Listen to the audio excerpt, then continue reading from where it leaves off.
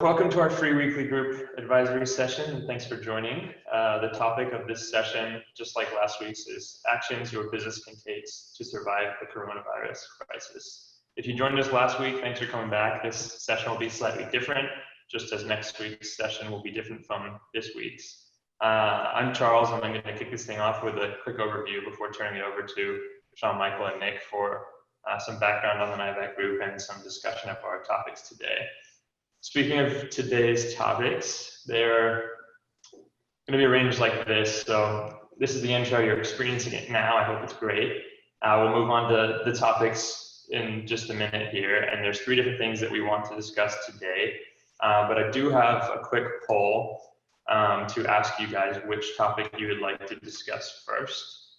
And the reason we're doing this is because last week we were unable to get to all the topics as we had a decent amount of participation from everyone. So go ahead and answer here. There's two questions. And then we'll arrange the slides accordingly. All right, so Paycheck Protection Program. We will discuss that one first. So everybody chose that one. All right, so luckily, that is the first one we have here. Oh, you know what, before we get into this though, let's do some quick background on ourselves. So Mike, I can turn it over for you if you wanted to discuss that. Yeah, happy to. So my name is Sean Michael Callahan. I've worked with Nick Gunn at HP and HPE for many, many years. We led small teams, big teams, everything in between, both local and global. And we managed billions of dollars of indirect spend for Hewlett-Packard and Hewlett-Packard Enterprise for many years. I was with HPE for 10 years, Nick just under 30. And we did, how you think about indirect spend for us is everything from marketing and real estate and travel and fleet to labor and IT, everything that runs a business that you can't really see, right? So we did that through 4 separations of the company. We did that from when the company was 325,000 employees down to where we were now at 66,000 employees. And so Nick started this company a year ago after leaving HP to take all of the kind of lessons learned from running a massive scale operation at HPE, and built this executive advisory services capability to share with companies like yours, right? So anything from small to medium to enterprise size companies, helping you guys optimize your spend. And so as I'll talk about in the labor area, we were in growth mode, wanting to expand our customer base, add talent to our team, and then this whole thing hit. So we're here today to help you guys navigate through this and talk about things that are important to you and that are top of mind. And Nick, I don't know if you wanted to add anything to that. Yeah, I mean, that was good. Thanks, Mike. I'll get you to do my intros in the future. It's much better than mine. But yes, so one of the things that I would like to add is that when I started this company, I really wanted to, as Sean Michael said, take the experience we had working at other at scale at HP and HPE and bring that to smaller businesses that didn't have the opportunity to necessarily do that. As we have got into this coronavirus crisis, it became really evident early on that, consulting spend, executive advisory services are discretionary and people aren't spending money on that. And in fact, I'd advise my clients not to spend money on that when you're trying to survive. So what we decided to do was pivot and basically give away services for free, host these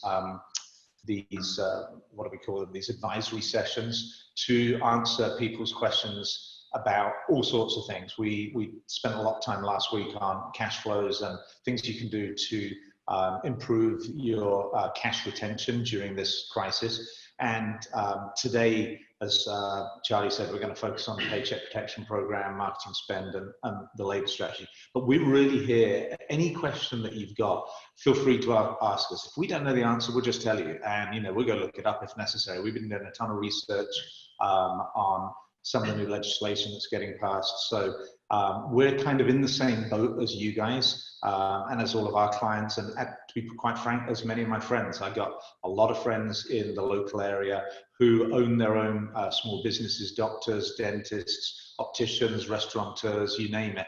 And quite frankly, one of the reasons we're doing this is I want these guys to be in business when this ends, because I do want to go to my favorite restaurants again. I do want to go see my dentist again. So that's part of the reason. They're my friends, they're local businesses, and we want to do what we can to help, our fellow small businesses survive.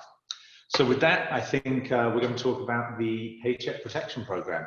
Yep, and I will also just add that most of what you're seeing today on the screen here is derived from our coronavirus crisis survival guide, which is available for free online to download, or you can just send me an email and I'll send it directly to you. If you haven't seen it already, there's a lot of info in there that should be helpful for small businesses during these times. Thanks, Chad. So we'll move right on to the Paycheck Protection Program. And there's actually another poll to go along with this one. So let's see here. All right, should be able to see it on your screen shortly. Not quite. No? No. Let's try again. First time working with polling. No, you've already seen this one. Okay. Like you, we're also still getting used to all the different technology. That's it. All right, there we go.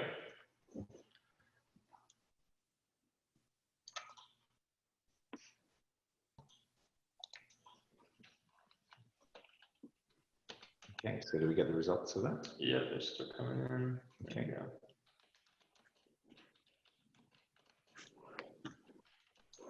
Give it another couple seconds for you guys. All right. So the results are on your screen now, I think. Yep. So it sounds like some people have applied for it, some people are just hearing about it, and some people have not applied. Majority of us do plan on applying, which is great. I would encourage everybody who is eligible to apply. And I'll just jump right in and start sharing some details about it. So over the last couple months, the federal government has passed 3 different stimulus packages to help combat the coronavirus crisis. About 10 days ago, Congress passed the Coronavirus Aid, Relief, and Economic Securities Act, which really does 3 things. It provides public health spending, so those are for our hospitals out there, providing sufficient supplies and resources.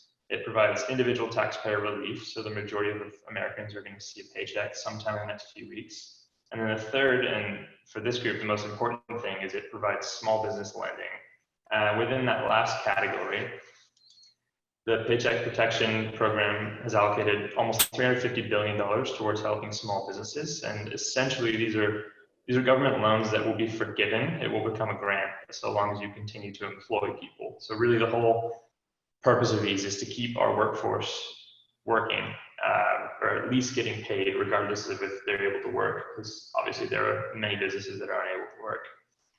So some key information here that I'm going to discuss with you guys, and feel free to jump in at any time to add info, to correct me if I say something wrong, or to ask a question. So in terms of eligibility, really all small businesses are eligible here. Small businesses are anyone with less than 500 employees. And there are some caveats to that. For example, hotels and restaurants with multiple locations. The interesting thing about eligibility is this actually includes sole proprietors, independent contractors, and self-employed individuals. So if this bill were passed maybe a decade ago, you probably wouldn't have seen this provision in here. But with the amount of employees the amount of people who are employed by, what's called the gig economy, they've definitely made sure to protect that class here. Employees can be full-time or part-time or any other status. Really the only requirement in terms of when they were employed is that your business must have been in operation on February 15th of this year. So as long as you're in business at that time, you should be, and you meet these other criteria, you should be eligible. And you also have to be able to verify that you've actually paid your employees, right? So you can't just be giving people gifts. That's an unrecorded expense, right? It's technically not even an expense, so that won't count. But if you can prove you've paid people salaries or you've paid compensation to your contractors, then you should be eligible. In terms of how much your business can receive, the limit is $10 million, but that probably won't affect most people. The important math here is that you can receive up to 250% of your average monthly payroll costs. So, for example, the way you do this calculation is you add up all your costs for last year in terms of payroll, and you just divide it by 12 to get your monthly amount and multiply that by 2.5. So for most businesses, this will give you enough cash to cover 2.5 months of payroll. There's certain things that should be excluded from this calculation. For example, if you have any, quote, high earning employees, these are employees who earn more than $100,000 a year, you're limited in the amount of loans that can be dispensed for that purpose. So really, if you pay someone $120,000 a year, they're only going to be eligible to receive the loan amount equivalent to 100 grand. You also have to exclude payroll and income taxes and a few other things that are maybe less common. For example, if you have an employee who lives and works outside the US. But if I can add, I think, so the thing to bear in mind is when you're looking at average monthly payroll costs, if you've got that 120 grand employee, as Charlie mentioned, then instead of the 10,000 a month counting towards the 2.5 times your payroll, you can only count, I think it's like 8,333 or something like that. So you have to do the math on that yourself and cap it off. The other thing that I would say about that, excuse me, what Charlie was talking about there is that there is an opportunity to convert it, as he said, into a forgivable loan. So he's going to talk a little bit about that in a minute, and that's why it's really important to focus on whether or not you can make it forgivable as a grant or whether it's going to be a loan, because that really does determine whether or not you should take out a loan under the payroll protection program. Yeah, just to jump right into that one, I'll skip ahead to loan forgiveness. Provided that your number of employees and your wages do not decrease over the next few months until June 30th, then you'll be eligible to have this loan forgiven. So what that means is, let's use our business as an example. We have 4 employees right now. And let's say, for example, just making it easy, we have $100,000 of monthly wages. Well, in order to have that, those are really bad numbers to use. But in order to, we're not getting paid that much. In order to make sure that this loan is forgiven, we just have to make sure that we still have 4 employees at the end of June 30th, and we're still paying people on average $100,000 a month. So as long as you meet that criteria, you're eligible for a loan, for your loan to be converted into a grant. Now, let's say you've already been forced to furlough employees or lay people off.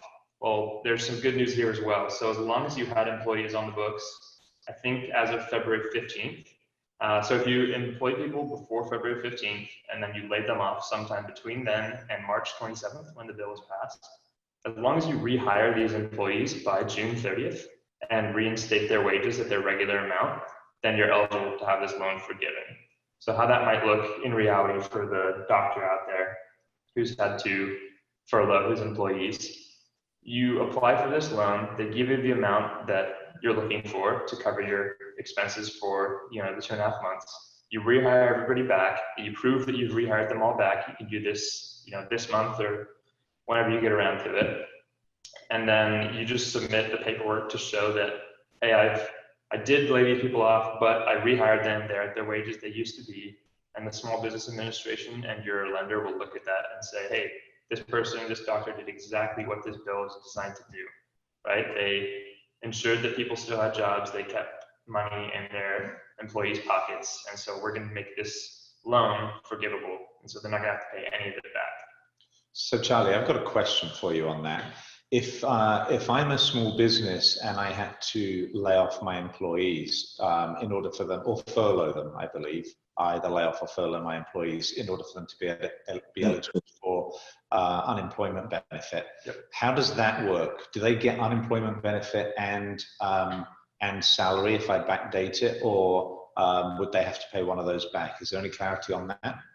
I'm not actually sure how that would work. I know that if they've been furloughed, they are eligible at the moment for unemployment benefits. However, if you're going to rehire them, I don't think that anyone's going to come and take away the benefits they've already received. So if you furloughed them, let's say 2 weeks ago, and they've started to receive unemployment benefits, I'm pretty certain that they'll keep those benefits until the point that you rehire them. Let's say it's in a week time. Right. And at which point you'll start paying them regular wages again. So your employees will be whole throughout this time, albeit disrupted. Okay. So it kind of helps me. It's a little bit clearer. One other question I've got, and that's around the categories of use for the loan money. I understand you can use it for rent and mortgage payments and some other things, but there's a limit on that, in that not all of that money is forgivable. Is that correct? yeah, so I believe it is, so you can spend this money on payroll costs, costs related to healthcare or sick leave, medical insurance premiums, salaries, obviously. Interest on mortgage payments is kind of an unusual one that counts here, same as rent and utility payments. I'm assuming business mortgage and business rent versus, yeah, that's correct. Okay. And I think that up to 75, I think a minimum of 75% of your expenses have to be directly related to payroll, and the other 25% can be related to these kind of miscellaneous ones like your rent and utility payments or your interest on your mortgage. Right. Shall we just pause there, see if anybody else has got any questions? I think you answered mine, Charlie, and that had to do with other ways to spend. You could spend your economic payment protection plan and the payroll protection plan on rent and other expenses. And interesting to see that we can also use it to pay for other benefits to employees as well. So that's good news. It does seem to be pretty broad, Kevin. And the way that I've been looking at it is, the government has passed this package, including the payroll protection program. And it seems to be fairly comprehensive and fairly broad. So it covers many different categories. I think genuinely the intent is to help small businesses to survive.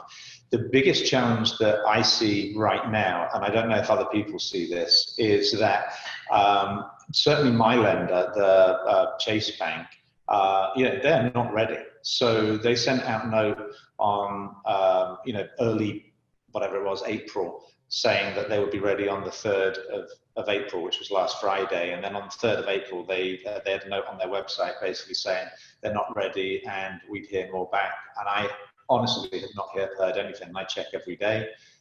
Yesterday, I think, or not yesterday, I think Sunday, their website was updated and it made it look as if you could apply for a loan. So I started to put our details in, like our company name and just some of the key stuff like address, contact details. And then I hit next and it said, thank you, somebody will be in contact.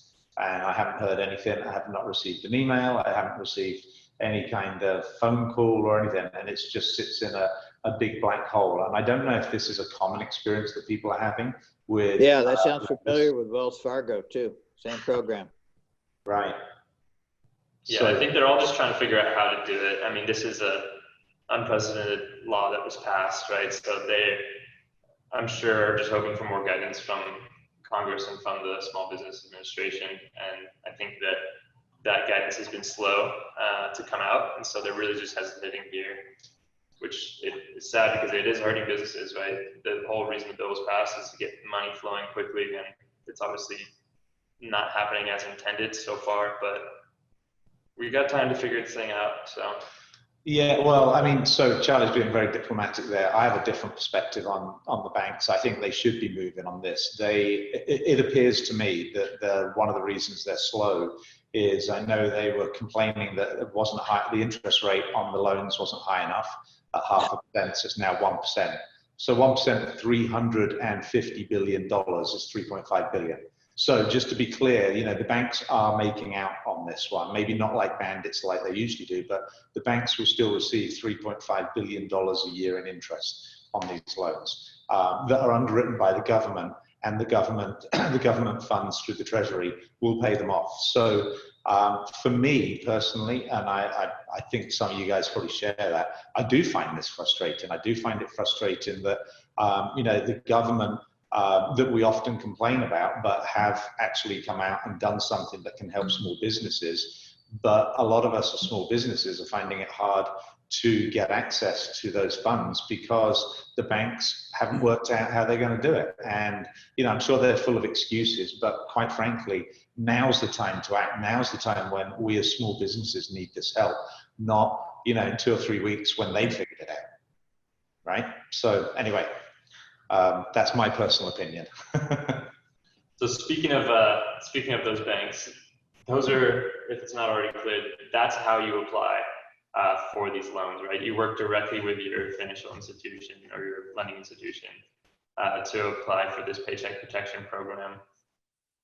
Basically, any lending institution that's been approved by the Small Business Administration to participate can do so, and that should be most major banks and lenders.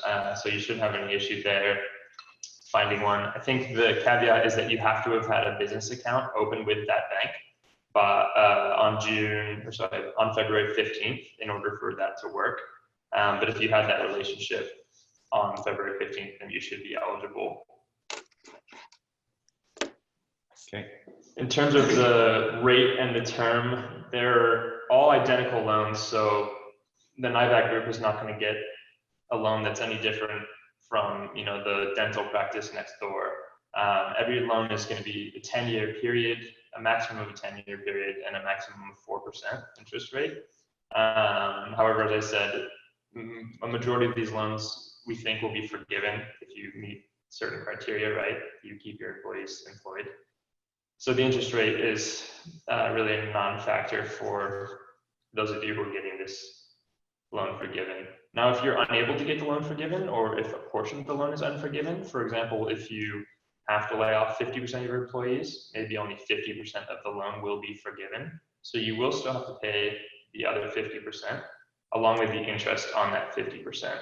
The good news is that even in the event that you do have to pay these loans back, there is a deferral period, which is standard on all of them for 6 months, meaning you do not have to pay interest or principal for 6 months. But again, we're hoping that most of you guys will be able to have these loans completely forgiven. So if you do get them completely forgiven, you do not have to worry about the interest rate or principal.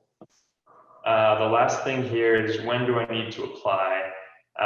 June 30th, I think, is the deadline for applying. However, there's only, and I'll say that kind of loosely here, there's only $349 billion worth of funds, which is an insane amount of money. However, there's a lot of small businesses out there, and judging by our own poll, right, at least 50% of those small businesses are going to go out and try to take advantage of this loan. So I really encourage you to apply as soon as you're able to, as soon as your bank gets their act together and allows you to apply. I encourage you to do so. Yeah. Can I just add though, I mean, you do need to do the math on it. You do need to understand you know, what your payroll costs are, your eligible payroll costs, what 2.5 times that looks like, what you're going to use that money for, and then really have an understanding of, is this a loan? Are you going to be able to get it turned into a grant because you're using a majority of it for payroll purposes? Or is it going to be a loan that you're going to ultimately have to pay all or portion of back? Because if it is, then you have to factor that into your decision as to whether or not to do this. And I know other small businesses out there already have, you know, loans and mortgage payments and other overhead costs. So if you're going to take out a loan that you think ultimately all or part of it won't be forgiven, then you really should think carefully about whether or not this is the is the right tool. It is a very good tool in our opinion, but it does need to be applied to your specific circumstances. Yep, and I'll add just one more thing that I forgot to mention. This is one type of small business administration loan. There's another type, the economic disaster injury loan, which has been around for some time. If you've already applied for that loan, the economic disaster injury loan, then you are likely not eligible to apply for this one here. Reason being is it's just two different types of government funds used for the same purpose, and they're not at this time allowing you to do that. However, very few people have applied for the EVIL loans, so it shouldn't be much of an issue. Again, I really just encourage you to look into the Paycheck Protection Program. The whole point of it is to keep people employed and keep money flowing through the system. So I think that as small businesses, it's kind of our duty to do our part and help that money keep flowing. So happy to answer any questions you guys have about the Paycheck Protection Program at this time. We're not lawyers nor experts on it. We've just done as much research as we can over the last week or so. So with that, are there any questions?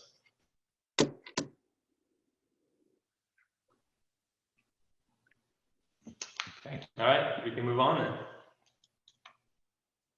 Let's see here. Evaluate labor strategy. So I'm going to turn this over to Sean Michael, and he's going to talk about this one. Cool. Thanks, Charlie. Before we jump into the content, I think, Charlie, are you going to set up a poll for this as well? Yep. As you guys answer that, we can maybe get a little more focused on some of the topics. But as we all take a kind of a look at our businesses in this time of massive uncertainty, I thought I would do what I want to do is share kind of what we've done for our group, and Nick kind of alluded to it already. But and then I'd like to open it up and see what you guys are doing, hear what some of you guys are doing in your environments. But as Nick articulated earlier as well, we've kind of led many teams, right? Big and small, local and global. We've led them through slumping revenue cycles, terrorist events, workforce reductions, devastating hurricanes. But this is clearly very different, right? So this is a scary time, right? To be really frank, it's unprecedented. And we're all effectively kind of flying blind through this. We've heard of a massive spike in unemployment, significant layoffs, CEOs taking pay cuts or kind of foregoing their salaries altogether. Some of our clients have resorted to employee furloughs. Others have repurposed their employees or how they deliver their goods or services. By example, think of waiters now that are delivering food, or fitness instructors that are doing all their classes virtually, right? They've had to adapt quickly and quickly pivot, and we're no different. So we're in, as I said earlier, we're kind of in growth mode. We wanted to expand our customer base and add talent. And then this hit, and we had to make a significant shift. Nick alluded to that, right? We wanted to help our community, guide our fellow company owners through this time of uncertainty. And so we're looking at everything that you guys are, right? SBA loans, the PPP that Charlie just went through. And I encourage you all to look at that as well. But we know that's not our long-term play, right? Much like it isn't for you guys as well. So clearly we need to get back to growing the business. So what I'd hope for is maybe a little more conversational dialogue. If we can open it up to the room, if there's someone that's willing to share what they've done, that's on this slide, right? Whether you've furloughed some of your employees. I'm just looking at the poll that Charlie's sharing now. I can start. Kevin, yeah, Charlie, you can populate the slide too, just so we can see the kind of the top three things, whether you're looking at your labor mix or otherwise. Yep. Kevin, go ahead. Okay. So let's see, we've got like 6 employees, and we've laid off 3 of them right now, and with the intent of hiring them back, and they've requested to be laid off so they could collect unemployment. And so they were also all afraid to work. None of them wanted to be there. They were afraid they were going to catch the virus. We offered them hours that they could work, and they elected not to. So we laid them off. We have 1 or 2 that were willing to stay, and we're actively right now trying to hire and train new employees. And Still like to hire our old ones back, but right now that's what's going on with us. Thank you for sharing that. That's obviously Right. it's a unique time to have employees that request to be let go, and then so they can collect Yeah. unemployment. It's an interesting one too, because your point around wanting to hire them back, or either pretty immediately or at some point when they're comfortable to come back to the workplace. I think that this is going to open up a pretty significant talent pool, right? Yes, that is really good. Yeah, it'll be easier to hire now. Yeah, I mean I think that's the silver lining in all this is we're going to change the way we recruit, and I think we're going to have a pool of talent that we haven't had access to in some time. So it's a bit of a buyer's market. Good point. Anybody else on the line that wants to share whether they've done one of these three things, kind of the reduction of hours, or the agreed reduction, or kind of a combo? I'll share, Mike. This is not our company personally, but a friend of mine who runs a small business who's unable to join us.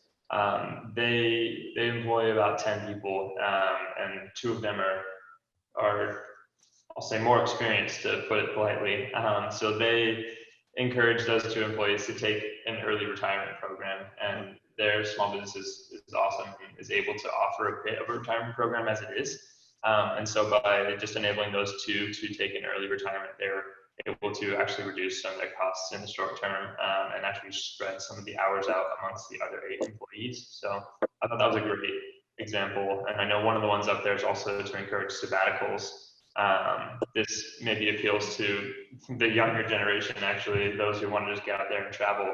A sabbatical is a great time to do that. If you're able to kind of take a leave for a month or 2 from work and just go do something completely different. To take a sabbatical means to come back and know your job is secure. And so if that's an option for businesses out there, I think that's a great one as well. So those are just kind of 2 examples. Yeah, it's a good one. It's the interesting part about that is, where are you going to travel, right? Yeah, exactly. Challenge at this point, but it's fair. Okay, I can close on this with just a point. I think beyond looking at what you do with your existing employees, or what you choose to do, I think I'll go back to the point around the silver lining. I think this is an opportunity for you to look at new capabilities, new talent that can help you plan for something like this going forward again, right? If we are again to have another virus that hits that, you have to mobilize quickly and work from home, or if we have, God forbid, a recession, right? I think what it does is it helps you reset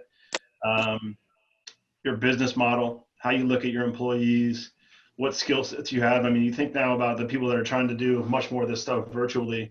If you don't have people that have the capabilities from a technology standpoint, it's tough to pivot to take advantage of this and capitalize on this good technology that's in the marketplace. So I think with that, there wasn't anyone that jumped in, so I doubt there's any more questions, but pause for questions, and then I think turn it over to Nick for kind of our marketing spend strategy. Actually, while people are thinking of the questions, that was a couple of things. That was good, Sean, Michael. A couple of things that I wanted to add here.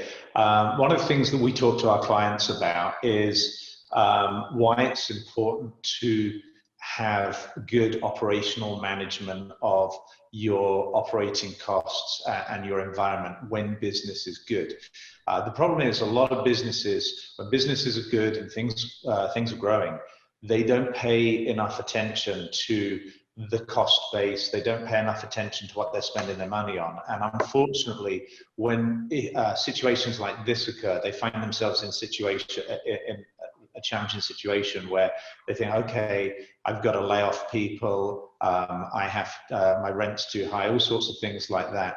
These are much harder to fix when there's other business challenges occurring than when things are good. So one of the things that I would actually encourage you to think about is as we exit from this crisis and things pick up and things start to get back to some form of normal or new normal or whatever that is, then start to think about the kind of company that you're rebuilding. And I'm going to pivot to that in a minute and when I talk about marketing, but start to think about the kind of company that you're rebuilding. And in the context of labor, What kind of labor do you need? Why do you need it? Where do you need it? How much do you want to pay for it? How much flexibility do you want to have? Because if something like this is to happen again, and quite honestly, I would say there is a likelihood of that, because this could be, I mean, COVID-19 itself could be similar to the seasonal flu. The problem is, until we have a vaccine for it and therapeutic treatments, the only real course of action that we as a society have to protect people against it is social distancing and shutting down the economy. And clearly, that is a very drastic step. So I would certainly think about how you put your workforce back together for your new business model as you move forward. That would be the sort of ad that I would put onto there. And when you say that, I'm looking at review labor mix up on the slide. Is that a good example of how you can kind of reassemble your labor mix? Is that in terms of contracted labor versus W-2 employees? I think that's part of it, but part of it for me also is, if you look at all the things that we have on the right, you've got things like review labor mix, you've got things like training employees to work differently, repurposing employees.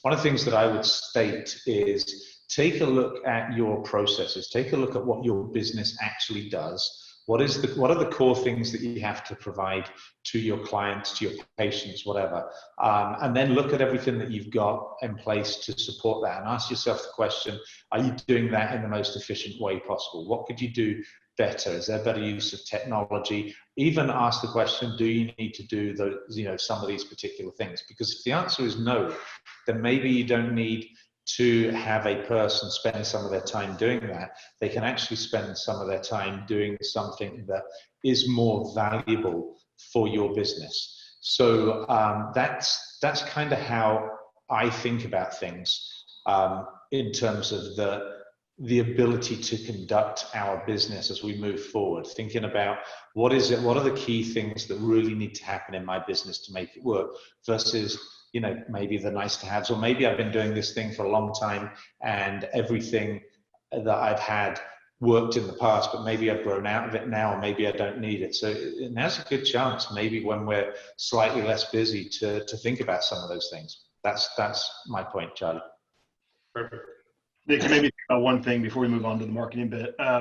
This is also a time, I think there's so much focus on what we do with our employees that I think we almost forget that this is, to your point around if we're not as busy doing what we were doing before this hit, this is an opportunity for the owners and the CEOs and the leaders of these companies to upskill themselves, right? I mean, there's tons of things out there online, lynda.com, LinkedIn Learning, all this other stuff that you can go out and you can upskill yourself. I mean, if you find yourself with a bunch of time on your hands, stuck at home with your children, as I'm experiencing myself, I think you can take that time to invest in yourself a little bit. And so you're not going to have, I would hope that we don't have something like this anytime soon again. So you probably won't have the opportunity to do this, for yourself. So I would say invest in yourself as well. Good point. All right, moving on. Yep. So moving on to assess marketing spend. So you're going to put the survey up? Yep, so I'll start with the survey.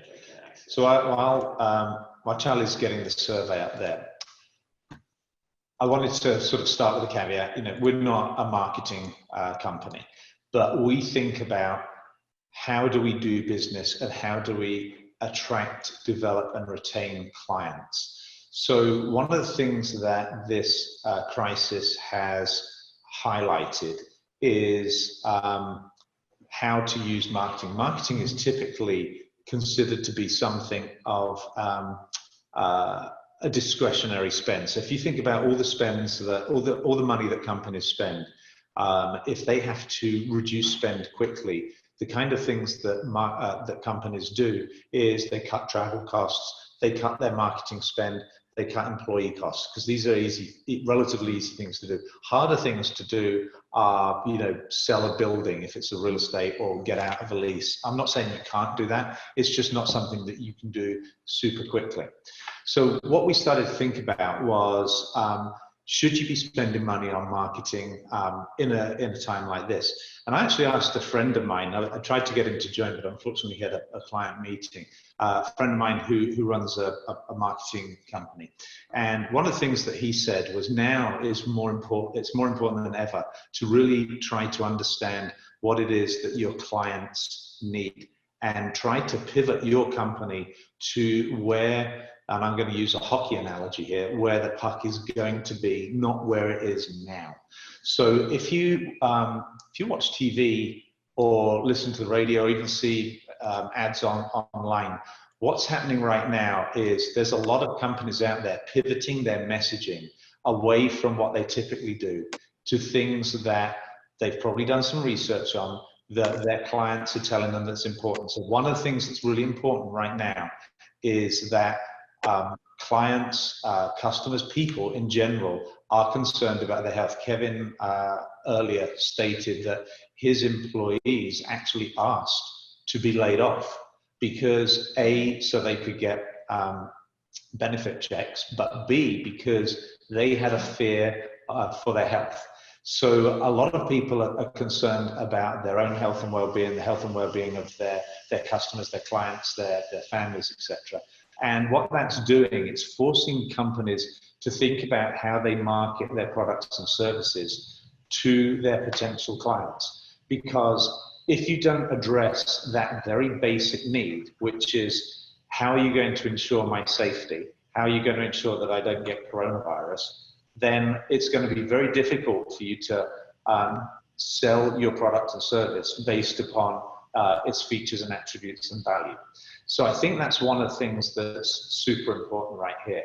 So as I quickly look at the poll results here, you can see that 2/3 of us are open, some of us are open, but not 100%. And the main reason it looks like is that customers are nervous about coming in. And then 100% of us are still saying they sell the same products and services. So what's interesting here, if we can populate the slide, Charlie, what's interesting here is that we need to start taking that step back and ask ourselves the question, what is my current approach to marketing? Do I need to do something differently? Do I have to change my strategy for the next 3, 6, 9 months? And the reason that we said this, not necessarily because the coronavirus lockdown might go on for 9 months. Hopefully it doesn't. But I do think this is not going to be like a light switch where at the end of April, the president flips the switch and the economy literally returns to normal. The coronavirus is gone. Coronavirus will not be gone. And we will be on, hopefully, the downward trend of the amount of new cases and things, but there will still be a risk out there. There'll still be concern that our clients have.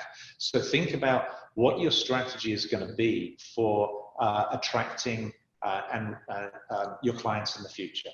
So some of the suggestions we've got are sort of pivoting the messaging here. So we don't necessarily think it's a great idea to completely cut your marketing spend, but do your homework.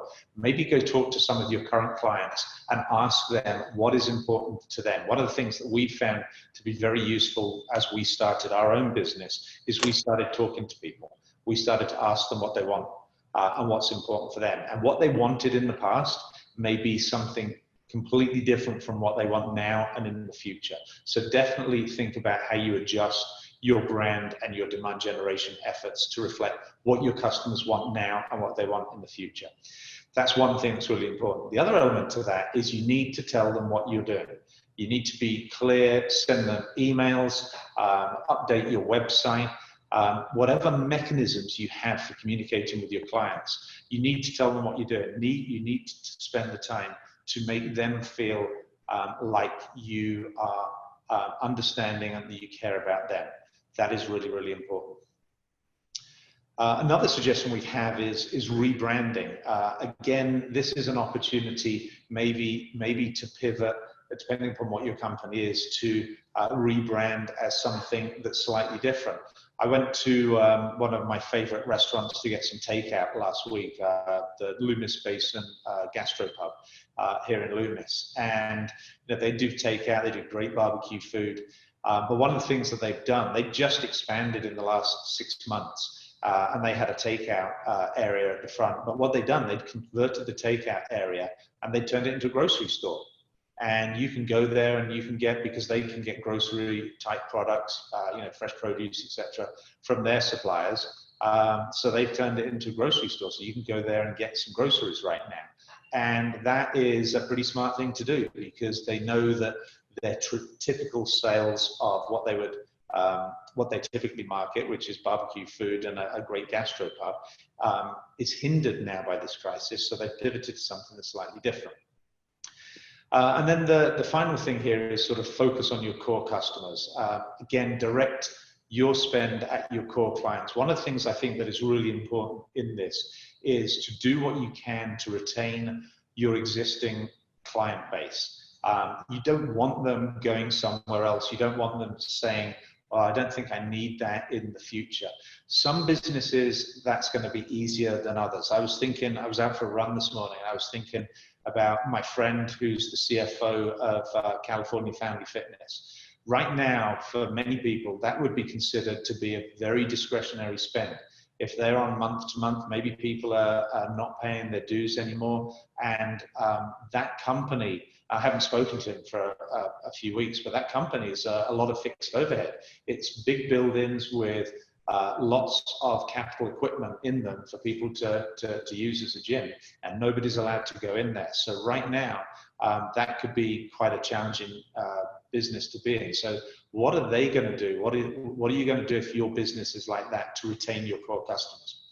Other businesses may be, you're going to have some deferred demand. So Kevin, I was thinking of your optometry business. So if people aren't able to get in for their regular checkups now, that's probably going to be some deferred demand, because when things get better, people are going to want to come for their checkup. They're going to need new, glasses. They're going to have to get their sort of what I would call sort of regular, routine, yearly optometry maintenance stuff done. So you're probably going to be super busy in the future, but you want to make sure that you're still getting your patients and they haven't gone elsewhere.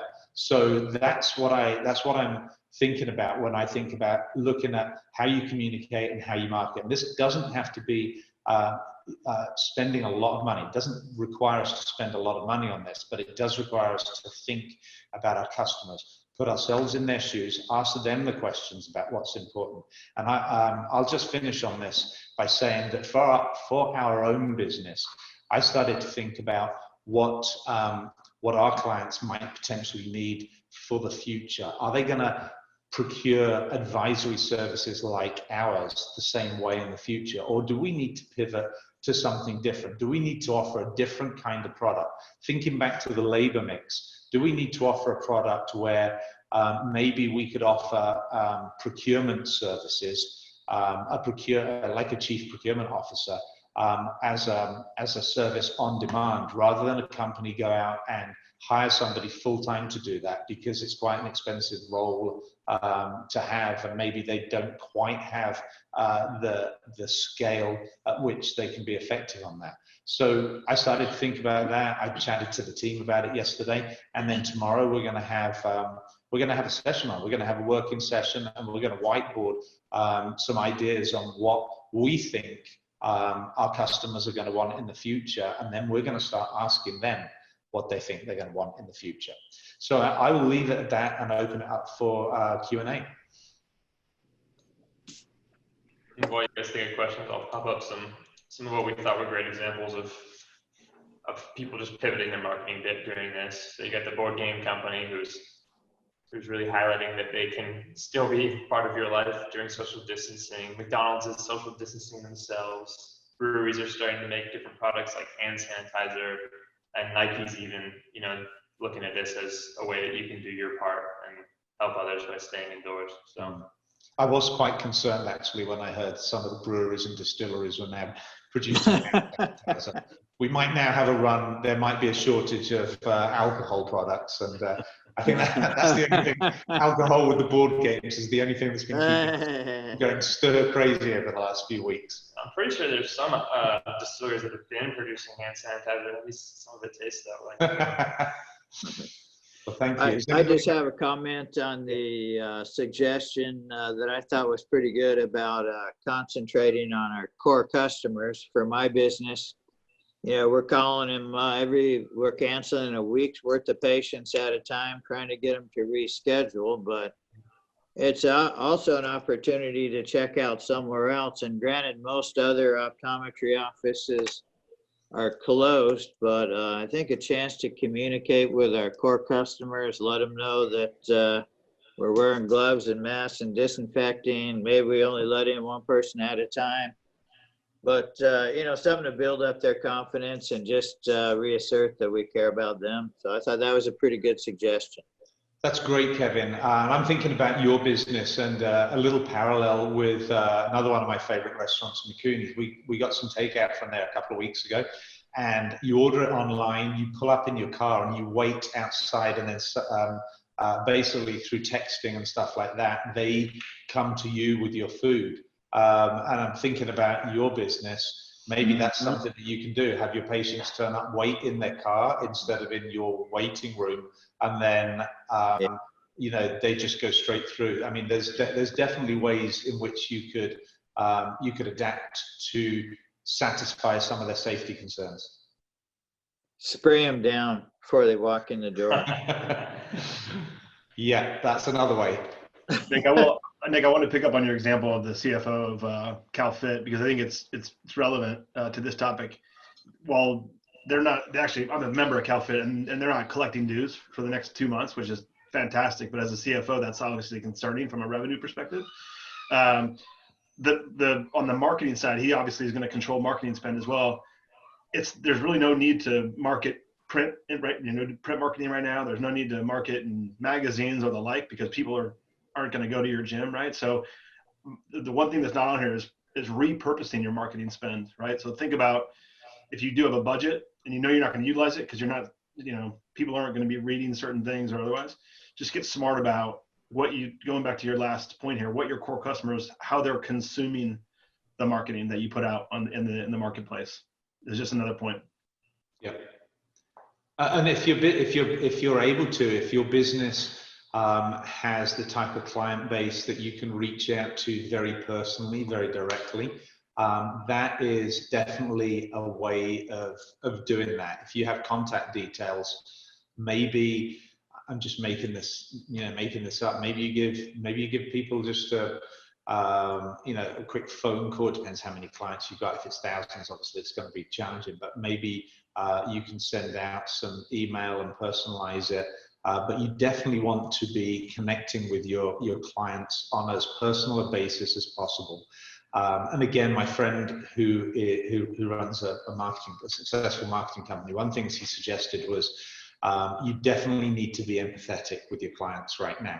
You need to understand the position that they're in, and empathize that you understand their position, you're in the same boat as them, and really focus on trying to retain the clients you've got and worry less about trying to attract new clients, because you want to put your business in a position where you can exit strong from this crisis, retain your current clients, and then quickly pivot to attracting and developing new clients. So think about it from that perspective. That is the continuum that we're kind of looking on here. Keep our current clients and then pivot to be able to attract new ones after this is finished.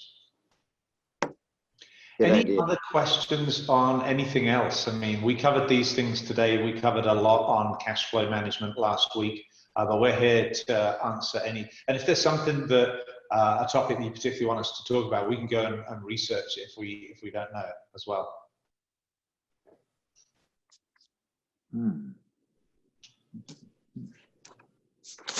Okay, I think that kind of brings us to the end today. So thanks everybody for taking the time to join us. I appreciate all the questions. Hopefully this has been helpful. We do plan on having another one of these sessions next week. Hopefully those of you who are interested in the payroll protection program, the banks will have got their act together by then and be accepting loans. So good luck. And if you have any questions outside of this, please feel free to give us a call. Thank you.